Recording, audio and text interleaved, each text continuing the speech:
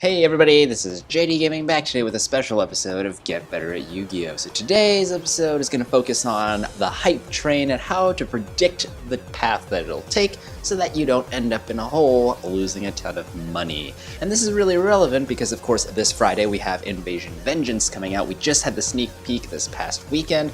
I'll have a few boxes of that to open on this channel as well, but before we go into that, I wanted to discuss for once what economic aspects are there with this game when it comes to when you get the cards versus when you should get rid of the cards. Because as much as we like to think of Yu-Gi-Oh! As this game that's within the context of a duel, you have to realize that there are many aspects of a trading card game, and that's kind of the fun of it. You get to do trading, you get to go buy the stuff, go meet new people, all this stuff. But part of the selling aspect or even trading aspect of that is going to be what are people interested and at what times.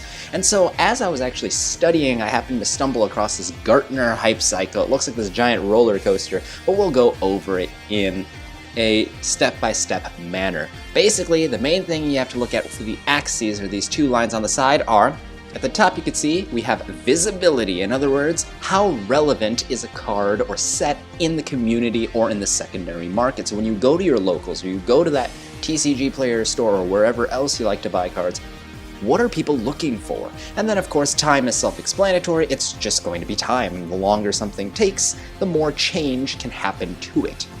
Our first step is down here, and it's the technology trigger.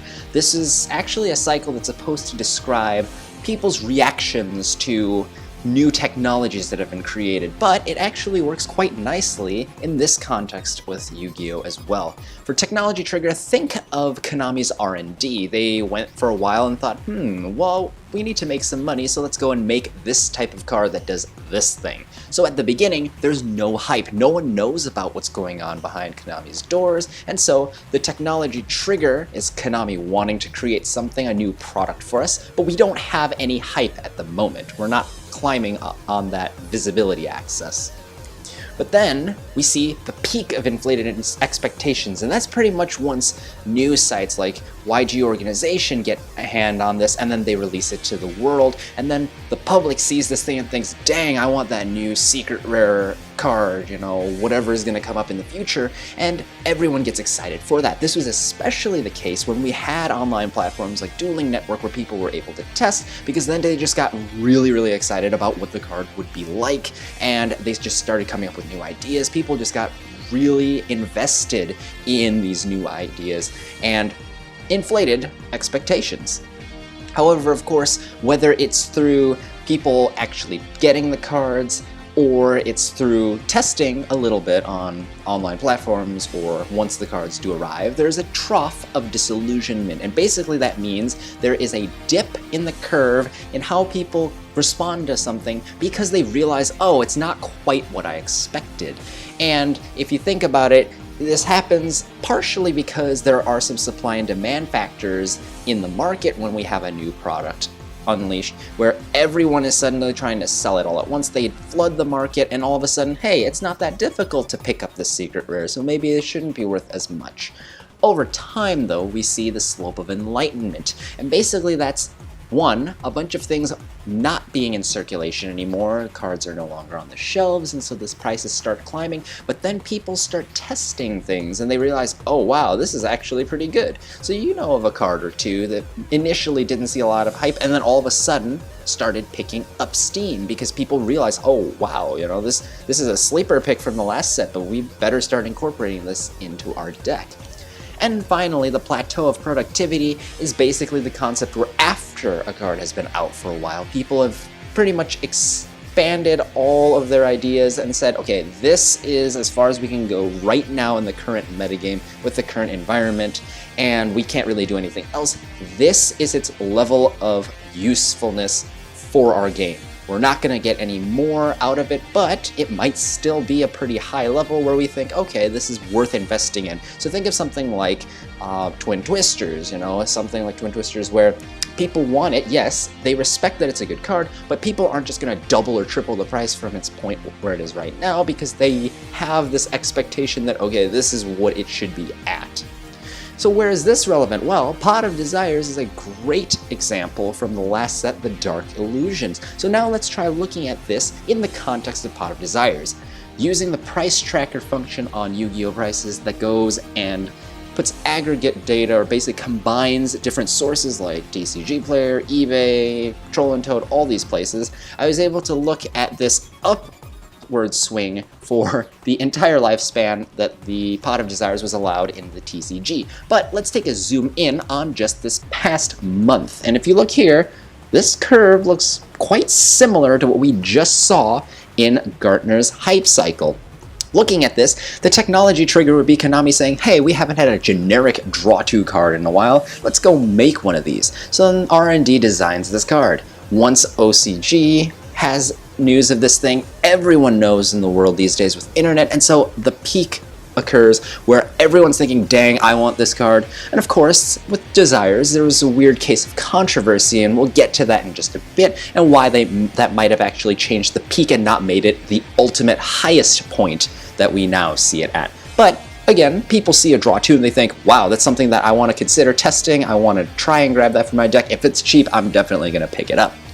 And then when the card's finally released, it ended up being like a $40 card, which wasn't a ton for a secret, and part of that people think might be because they changed the set structure. When Konami made it so you could get a foil in every pack and they doubled all of the pull rates for the different foils, secret rares just weren't seen as highly valuable as before unless they were really, really short printed. Now, I personally think Pot of Desires is pretty hard to pull considering I pulled none in my 4 boxes, but hey, that's just me, right?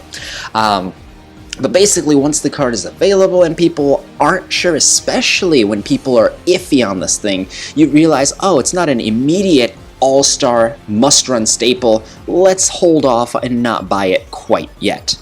But then you see people start investing in the card, and then there's this period where people are learning, hey, this isn't a bad thing. They test it, it works for them. More decks that run Desires are topping than decks that aren't, even if they're the similar strategies, the same decks pretty much without Desires. And eventually, you skip this plateau of productivity, and pretty much right now it's at this little plateau point, you could call it, where it's settled at somewhere around $70 to $90, depending on where you're looking. But I'd almost argue that this is a second peak of inflations that or peak of inflated expectations that we're reaching at the moment. But you could definitely see the hype has brought it up to a very high point that's much higher than the disillusionment trough we had before. So again, this is the upward life cycle, but if you notice here, this was the last month where we followed just now. But as you can see, history repeats itself. Look, the previous month, in September, a very similar curve was followed. And if we were to go back to August when the card was first announced and released in the TCG, if we were to take this line back just a little bit and imagine how much people would have wanted it right before the sneak peek, you can see that it follows a similar shape once again. And why is that relevant? Again, to come full circle, Invasion Vengeance comes this weekend. And so when you pull your totally awesome dimensional barriers, you have to consider, do you really want to go and drop it immediately at the time when people are a bit disillusioned, there's some supply and demand factors where the market's flooded, or do you want to wait a bit for people to become enlightened as to how good these things are and realize, oh wow, I can't get a hold of this thing no matter how hard I try, I'm going to have to bite the bullet. Because I want to compete, I'm going to have to pick up those Desires, those totally awesomes, those dimensional barriers at ridiculously high prices. So it's something to keep in mind. Being early to the party can help you feed off of that peak of expectations, but if you're caught at an awkward time right after release, you may end up at the trough and you want to avoid that. Wait it out just a little more and you may find yourself profiting either a decent amount that's fair and stable once it reaches its plateau, or in the case of something like Pot of Desires, hit an all-new peak that resets the cycle and then be able to feed off of the new hype. But that's pretty much all I have for this week's episode of Get Better at Yu-Gi-Oh! This is, of course, JD Gaming. As usual, I hope you guys enjoyed. If you liked this video, please be sure to give it that thumbs up down below. And if you really liked it, consider subscribing. I do a lot of routine videos every week, binder video every Monday, some sort of Get Better at Yu-Gi-Oh! Or potentially pretty soon, another series on Wednesdays, and then Friday I do openings and stuff, so you'll be able to see that I have the Invasion Vengeance boxes to open this coming Friday, and then of course I sell all that stuff and trade all that stuff as well, so you'll be able to find that as well. But let me know your thoughts down below on this. If there are any other topics you'd like me to cover on Get Better at Yu-Gi-Oh, then please be sure to let me know, and you can find the link to the rest of that playlist down in the description box as well. So once again, thanks guys, this is JD Gaming, hope you guys enjoyed, and I'll see you guys next time.